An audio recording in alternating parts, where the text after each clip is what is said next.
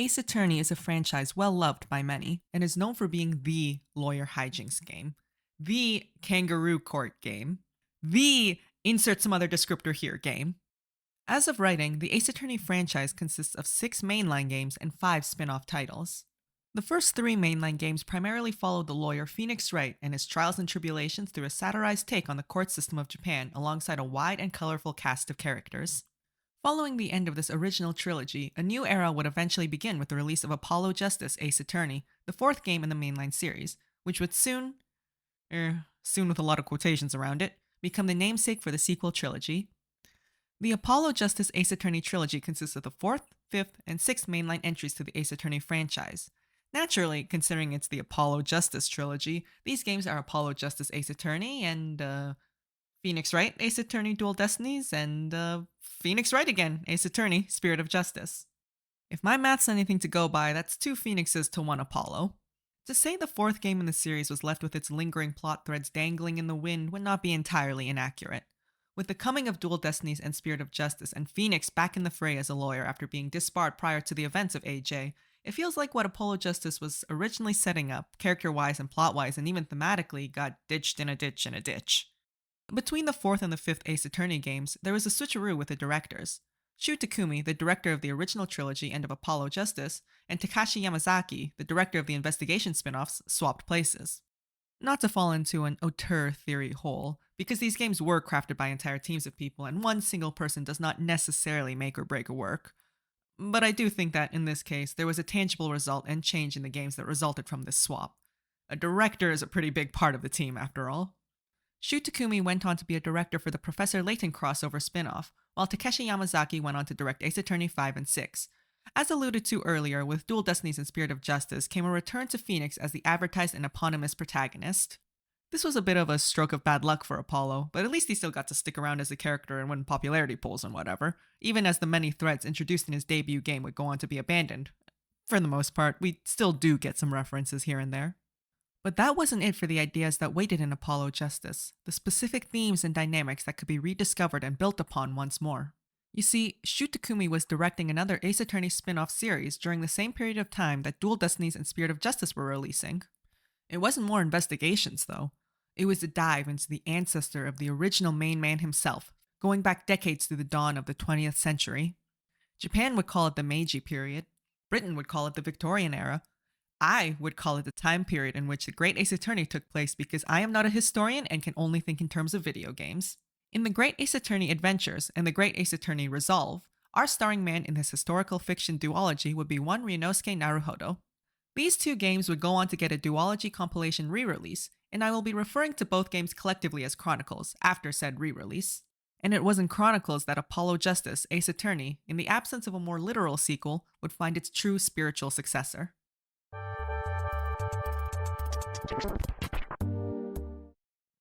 Phoenix Wright takes on a sort of mentor role to Apollo during Apollo Justice, the same way Sherlock Sholmes, called that in the West because the Doyle estate is a bitch, or Sherlock Holmes, because you can get away with calling that in Japan I guess, does to Ryunosuke in Chronicles. Both these men put up facades, are or were famous in some way, act a bit goofy, one more so than the other, but both have definitely eaten things they weren't supposed to and probably definitely really shouldn't have, care for adopted daughters that they love dearly, and keep some hardcore secrets and low-key, high-key use/manipulate the protagonists to their own ends. The similarities between these 2 characters are many, especially in terms of the role they serve as part of their respective narratives, and though they may seem superficial listed out like that, there's no denying just how numerous they are. And furthermore, there's no denying how the very nature of these mentor figures play a significant role in the shared overarching thematic through lines that exist between Apollo Justice and Chronicles. Of course, there's the matter of familial bonds. Naturally, I'm referring to Phoenix and Trucy, and Sherlock and Iris. Trucy and Iris are both adopted daughters with familial connections to those involved with their respective wider overarching plots, and they're both, in their own ways, prodigious and extremely talented. There's even a few lines that imply Iris has the same ability to perceive when someone is lying as Trucy, or at the very least, a similar one. They're even nicknamers. But that one's a bit more common between the classic weird girls of the Ace Attorney franchise.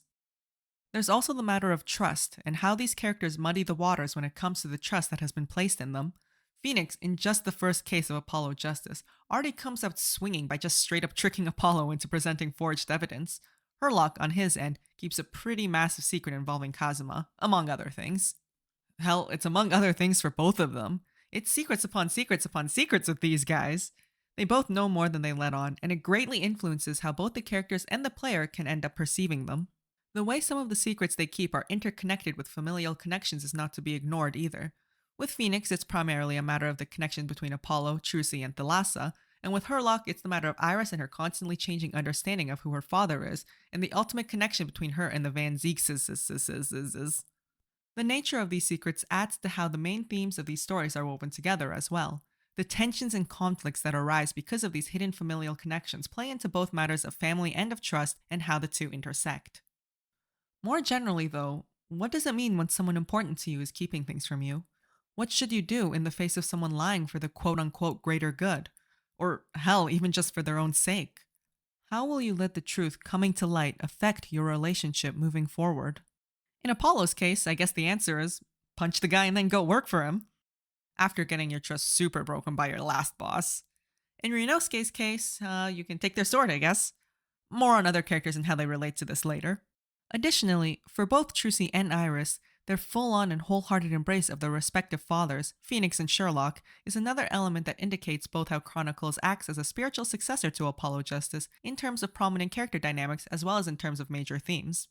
Specifically, the aforementioned intersection of trust and family, and the idea of how these intersections can allow for love to bloom even on a battlefield.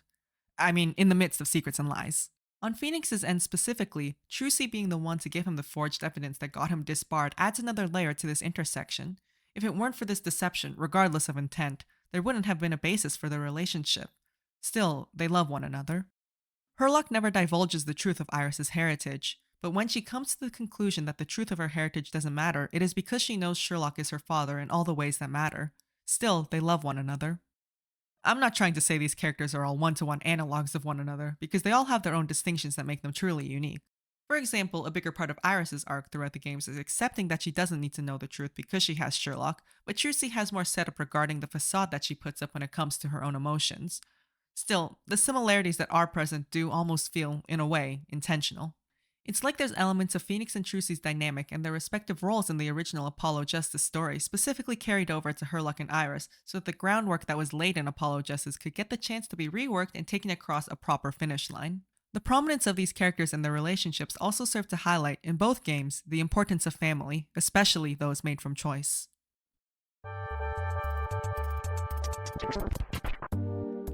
By the end of Apollo Justice, the jury system, or I guess jurist system, is implemented and put into action.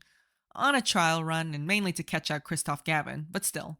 And then, in Dual Destinies, absolutely nothing is done with it. And Spirit of Justice continues to not really do anything with it.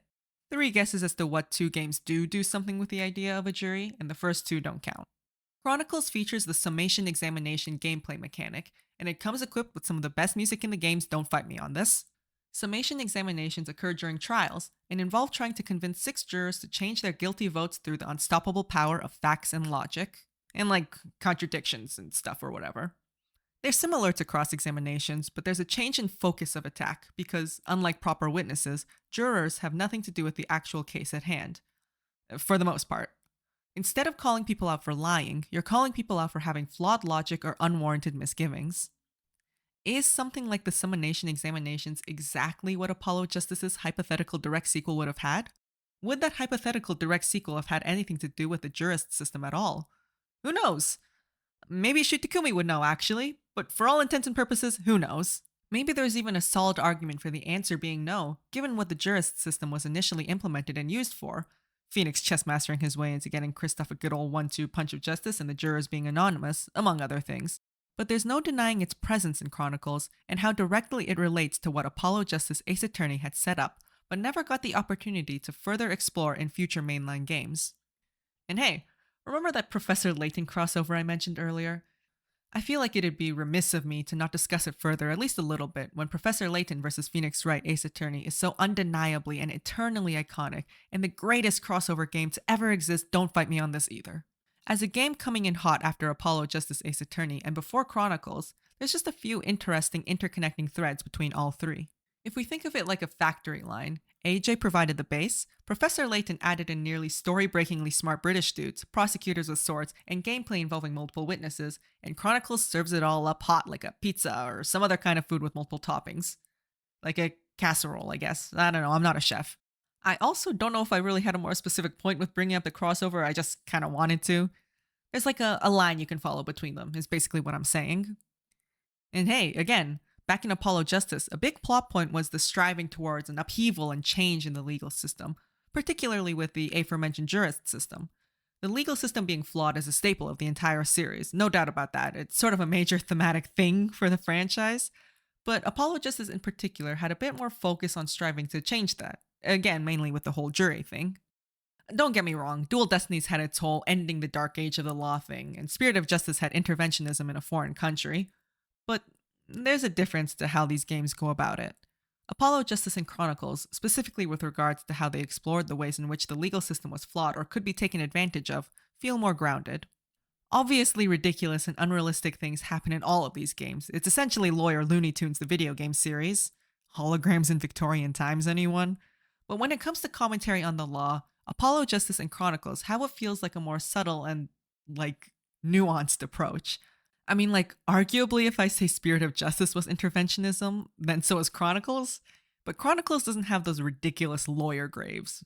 So, on top of all that, Chronicles was a game that was taking place in the midst of a changing legal system for Japan, so there's a general vibe of how a lot of this legal stuff is quote-unquote new.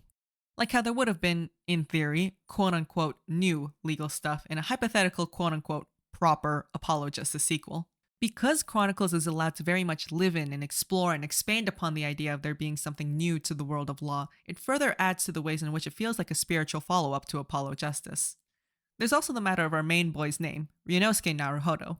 Obviously, we've got elements of Phoenix's original Japanese name, Ryuichi Naruhodo, but who else's name is lending its characteristics to Chronicles' main protagonist? Why, none other than Apollo Justice, of course, aka Hosuke Odoroki. With this fun little trivia tidbit, it just further exemplifies how, at least in part, Chronicles can serve as a successor to Apollo Justice. And of course, the whole name business could just be coincidence, but I'm pointing it out anyway. Another fun little trivia tidbit pertains to the art of these games. Kazuya Nuri was the lead character designer for Apollo Justice, and went on to be the artistic director of Chronicles, as well as the Professor Layton crossover. This is a more Doyleist observation, I guess, but the shared artistic direction really does add to the feeling of connection between them. Also, it helps just make the games look very visually appealing. Kazuya Nuri kinda kills it as an artist.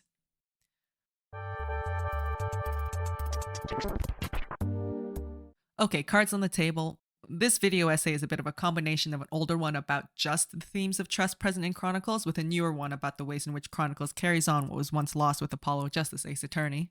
This section is going to focus more heavily on Chronicles, but hopefully if I'm not incompetent, it'll still reasonably tie into my more general point about how related the two games are. Both games heavily explore what it means for trust to be broken. This is not new to the Ace Attorney franchise. Justice for All's finale heavily involves diving into the consequences of betraying trust, and that's just one example from the franchise as a whole out of many. Hi Aunt Morgan, hi Dahlia, hi so on and so forth. But in Apollo Justice and Chronicles, it feels more overarching and specific, especially when comparing and contrasting these two parts of the franchise in particular. Apollo Justice's very first case features none other than Christoph Gavin, lawyer extraordinaire and mentor and boss to good old Apollo. And also he killed a guy. And also the guy Apollo is defending tricked him into presenting forged evidence. And then Apollo doesn't have a job anymore because his boss killed a guy. Turnabout Trump is a pretty big whirlwind of a case for our protagonist, huh? Clavier, the main prosecutor in Apollo Justice, is a character that parallels Apollo and how they both have to grapple with how Christoph betrayed their trust and faith. Apollo himself also has to deal with Phoenix's secrets and trickery and general tomfoolery. And by Apollo Justice's finale, we're fully back to exploring just what went down with Christoph. To a point. We learn he's got these crazy black psyche locks, and we never get to actually learn what that's about. Clavier as a character is reduced to glorified cameos in 5 and 6, and Apollo gets equipped with 3 different backstories in 5 and 6 and no longer has time for the shit from 4, I guess. Sure, 5 and 6 also had lies of omission and secrets and all that, family secrets and secret phantoms and all that juicy drama, and of course all these games have folks lying at the wazoo. But the specificity from Apollo Justice and how this applied especially to its major characters had been, in a way, lost. In Dual Destinies, Bobby Fulbright betrays everyone's trust, sure, and had been lying about his identity the whole time, but well, in Apollo Justice and Chronicles, the major characters that are lying are just a bit more subtle, I suppose would be a word for it. When their lies come to light, it is a reveal of the depths of their character and motivation, not a full blown reveal of the nature of their entire being wholesale, you know? Kristoff is still Kristoff. The people in his life just also learn that he kills people sometimes. Who doesn't? Uh, for legal reasons? That was a joke.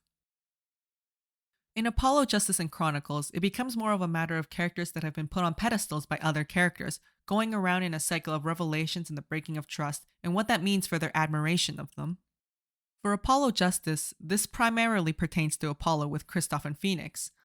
For Chronicles, this applies to a fair number of characters, but for good old Ryunosuke specifically, this most significantly pertains to his relationship with Herlock and Kazuma. There's even meta elements to all this with regards to player perception of the involved characters. Kristoff is set up as the mentor figure for Apollo, like Mia Fey before him. Surely he wouldn't be a murderer. Phoenix is the famous and beloved and returning original main character. Surely he wouldn't start spitting lies instead of facts. Well, too bad. That stuff happens. It happens. All that happens. In a similar vein, Kazuma having been set up as dead for a majority of Chronicles makes it easy for Ryunosuke to keep him on the pedestal of admiration, and this can translate over to how the player perceives him as well, especially given Ryunosuke's position as the player character. In Spirit of Justice, there's some secret familial relations going on, absolutely. Hi Nayuta, hi Reifa, and oh hey, hi Apollo too. And just like Apollo Justice and Dual Destinies and every other game in the franchise, the legal system itself is flawed and messed up, but by being so bombastic and in your face about it, again, that sort of precise exploration of the ideas is lost, and this also somewhat applies to Dual Destinies as well. Plenty of people have discussed the tell, don't show issues present in Dual Destinies and Spirit of Justice, and that definitely plays a part too, in how both 5 and 6 feel disjointed in their connection to 4.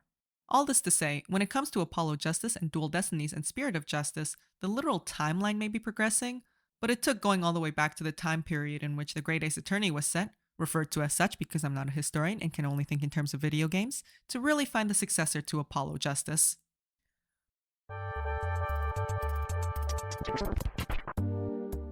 Moving on to focus on Chronicles proper, the issues of trust and admiration and how these things can go awry is present throughout many of the cases, in ways that feel like echoes of what Apollo Justice had set up and sadly missed the boat on fully exploring.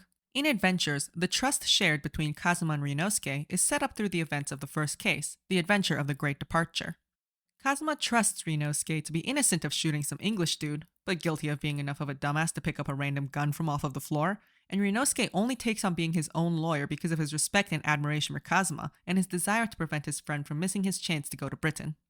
As the case proceeds, Kazuma thinks that Ryunosuke would make a good lawyer because of the latter's ability to believe, and Ryunosuke only gets himself out of a real accused of murder pickle by believing in his own observations and memories, and then they decide to go to Britain together. Very romantic.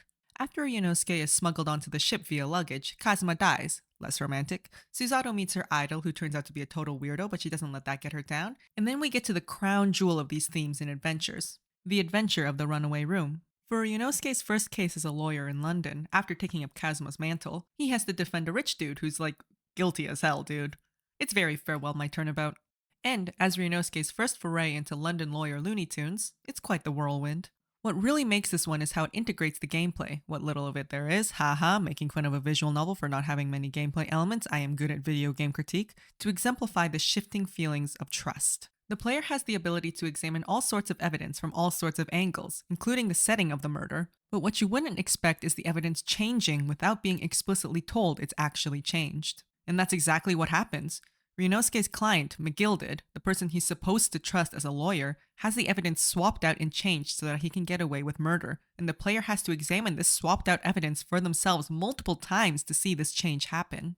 With suspicions mounting and tension escalating, it gets harder to know what or who to believe in. Unfortunately, by the trial's end, McGilded gets away with it as the court is forced to bestow a not guilty upon him. Bestow. Bestow. I don't know why I said bestow. Anyway, then McGilded gets set on fire. From there, we can breeze past the third case syndrome haver of this part of the duology. Honestly, I don't hate the adventure of the Clouded Kokoro, but I can see why some folks might. It gets points for me for how it connects into its sequel Case and Resolve, and for how it expands on Ryunosuke's character and feelings of being a lawyer and an outsider after being burned by McGilded in the prior case. But not as burned as McGilded ended up. Ha ha ha. And also Soseki Natsume is a character of all time. We're on to the finale, the adventure of the unspeakable story, and we go back to Herlock and some of the shit that's going on there. Like how Turnabout Succession back in Apollo Justice went back to Kristoff and Phoenix and the shit going on there. This one's got a lot of playing around with ideas of trust, admiration, and how those can get tested and messed up. The whole plot pretty much happens because Gina doesn't trust Herlock Holmes, for one thing. Gina herself also plays again with the idea of having faith in your client. Ryunosuke believes in her, but Gina doesn't have faith in return. When her lack of faith is challenged by Susato, Gina confesses to having lied in court back in the third case, and yet, Ryunosuke's faith remains, and he wants to be able to represent Gina in court. Susato's own faith in the law has, by this point, also been shaken enough to the point that she fucking breaks it herself by tampering with the crime scene in an attempt to ensure that proper justice will be able to come about, lest the justice system fail her and her friends again. Ultimately, though, breaking the law saved the day, so it's all okay. Just like how forged evidence back in Turnabout Trump saved the day, so it's all okay. Totally. Well, actually, it just loops back around to the idea of these legal systems being flawed and imperfect, but anyway. Again, being focused on faith and trust, especially with regards to relationships with clients, is not unique to Chronicles. But Chronicles does especially focus on it, and in a manner that accentuates a thematic coherence throughout each individual case, and in a way that feeds off of Apollo Justice. Again, in particular with Kristoff and Phoenix, and the more general ways in which the legal system can be taken advantage of on both sides. Now, how about that second half of the duology? The first two cases of Resolve, The Adventure of the Blossoming Attorney and The Memoirs of the Clouded Kokoro, are both effective in how they evoke and explore trust and faith in the characters involved. Susato explores this with her faith in her best friend, Many Memo with his lack of faith in the justice system, and Olive with her faith in her own investigations and hunches, utilizing a method that would only work if her target were actually guilty, equipped with such determination and conviction that she was willing to face potentially becoming a murderer. For cases 3, 4, and 5, a lot of this thematic coherence comes from the major characters and their relationship to other major players of the overarching plot. It's really when it all comes to a head, both the plot and the major themes. Which, makes sense, because it's the end. Like the climax and everything? Yeah, Anyway, in the third case, The Return of the Great Departed Soul, we are introduced to Mariah Gorey, who greatly admires her mother, Courtney Scythe. Maria? Probably Maria. In this same case, it is revealed that Courtney Scythe was an accomplice in the focal crime, before the story goes on to reveal that she incorrectly claimed Genshin Asogi's death on the autopsy, something that Maria, as a staunch lover of all things dead and whatnot, is shaken by. In the fourth and fifth cases, Twisted Karma on his last bow, and the resolve of Ryunosuke Naruhodo, Kazuma's return reveals to both Susato and Ryunosuke that he's not entirely who they thought he was. He's not some paragon of virtue, but instead an angry and vengeful man who agreed to an assassination exchange program, even if he never intended to actually kill anyone, and who lashed out at someone else in anger, threatening and nearly attacking them. So much for being a Mia Fey, XP. Well, actually, I guess Mia slapped the hell out of Grossberg before, so... Also, they both actually became lawyers to find out the truth of what happened to their parents? Huh. Anyway, Kazuma had lied to his best friend and his sister about his true reason for wanting to go to Britain, and he learns that the father he had once thought completely innocent had, indeed, committed murder. Not in the way the rest of the world thought, but murder all the same. This is like nearly fully unrelated, but Kazuma's such a funny character. He's really like if you blended up Mia, mentor who died but not really, Edgeworth, past friend returning a changed man, and Godot, masked guy coming back from the dead, and combined them into one totally 100% normal guy. And of course, Kazuma even being alive at all goes back to Sholmes and how he lied his ass off about that. For the greater good, to try and protect him based on what he knew? Maybe so, but a lie all the same. In a similar vein, there is also, of course, Barak's relationship with his dead older brother who he, similarly to many of the other characters mentioned recently, greatly admired and looked up to. And then it turns out said brother was a serial killer that used his dog to murder the hell out of just a lot of people. Sure, he was strong-armed by Strongheart, haha, after a certain point, but still, pretty rough thing to find out. Even Gina gets in on the fun of having someone she admired and trusted being not entirely who she thought he was. Tobias Gregson played a role in being the Reaper, killing people prosecuted by Barak to help keep the image alive. Yujin gets in on it too, with his old exchange student friend, Jigoku, turning out to be kind of a dick, and the person that actually killed their mutual friend, Genshin, after a faked execution. On top of that, Yujin conspired to keep everything with Iris's heritage and Kazuma's fake death a secret alongside his buddy, Holmes, and that situationship is also concealed and obfuscated and... well, just about everything with Strongheart, really. Basically, it's a lot. Sorry if I jumped around a bunch, I didn't really want to just fully recap the whole story or anything, so I figured just summing up the most relevant points when it came to all these secrets would have to do. Anyway, characters are the heart and soul of these sorts of narratives and games, and with so many characters undergoing such similar tribulations, it's difficult to miss just how important that theme of trust and faith being challenged and beaten down on is to the duology as a whole. The faith people may have had in the justice system gets completely turned on its head as well, as the corruption behind it all is forced into the limelight. Here, the emotional stakes of the story, the character arcs, their development, and how they're connected to the material stakes all come to a climax. In having this thematic through line and having it so deeply intertwined with the main plot, both the characters and the narrative feel connected and whole, complementing one another and fitting together like puzzle pieces. I guess, sure. Let's go with that metaphor. Simile, whatever. And, not to sound like a broken record, but this was the whole point of the video anyway, so maybe it's whatever, I don't know. It ties back to what Apollo Justice was exploring with regards to faith and admiration and trust, as well as how this applied to the legal system and how it can be taken advantage of. We got Phoenix, Kristoff, all the magician drama going on there, forged evidence abound, and the implementation of the juris system. Again, none of these situations are perfect one-to-one analogs to one another, far from it. But there is more of a connective thread in terms of scope and specificity that Apollo Justice and Chronicles share in their subtleties and persistent undercurrent of admiration specifically playing a part in that trust and what that means when it is broken, as well as in how this all applies to the overarching plot and to major character dynamics.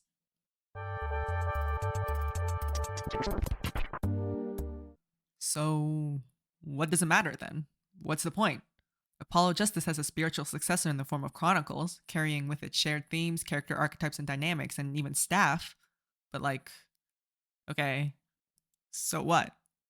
At the end of the day, what the games share is, all things considered, vastly overshadowed by the ways in which they differ. They're still completely distinct games and experiences. One is far from mandatory for the other. So what? What are we doing here? Me, what am I doing here? Why did I write all this? Apollo Justice Ace Attorney was never really able to get a conclusion to what it was setting up, and maybe it never will. Maybe it was just intentionally leaving behind a game with lots of open ends for someone else to pick up, since Shu Takumi was trying to move away from the franchise at the time. But looking at Dual Destinies and Spirit of Justice, the threads still linger to this day, so my point still stands. I think. What am I talking about again? It's nice, in a way, that we get to see some aspects of Apollo Justice carried out to the end, even if it's in a completely different era, in a spin-off starring a completely different cast of characters. These ideas of trust, of family, and of striving for change in a flawed legal system get to reintegrate themselves in a modern Ace Attorney game and seen through to some form of solid conclusion. If it's not with Apollo Justice, then at least it's with Chronicles. Sometimes you make something and you lose the chance to properly finish what you started. But you can always start again with something just a little bit new, too. I really don't know what I'm talking about anymore. Thanks for watching. Whoa, hey, they even both have, detectives obsessed with a certain kind of food. Interesting. This was a bit of what the fuck? There's also the matter of our main boy's man. Main boy's man? What am I saying? But there is more of a connective thread in terms of spoke and specific. Spoke?